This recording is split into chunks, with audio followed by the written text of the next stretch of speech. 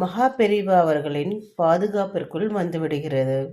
அதற்கு பிறகு நமது வாழ்க்கையில் நடக்கும் ஒவ்வொரு நிகழ்வும் அவருடைய ஆசீர்வாதத்தை தான் தெளிவாக உணர முடியும். நமக்கு நல்லது எதுவோ அது நமது முயற்சி குறைந்தாலும் நிச்சயம் நடந்துவிடும்.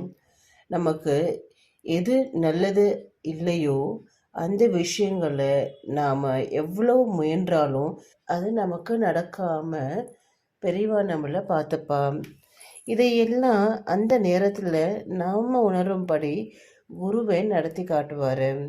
இதை புரிந்து கொள்ள நம்மளுக்கு வேண்டியது இரண்டே விஷயம்தான். அது என்னன்னா, நம்பிக்கையுடன் கூடிய விசுவாசமும் பொறுமையுடன் கூடிய சகிப்புத்தன்மையும். இந்த இரண்டும் இருந்தா நம்மளோடையே வாழ்ந்துட்டு இருக்காருன்றத ரொம்ப சுலபமா புரிந்து கொள்ளலாம். ஜெகத்குரு அருளிய அற்புதத்தை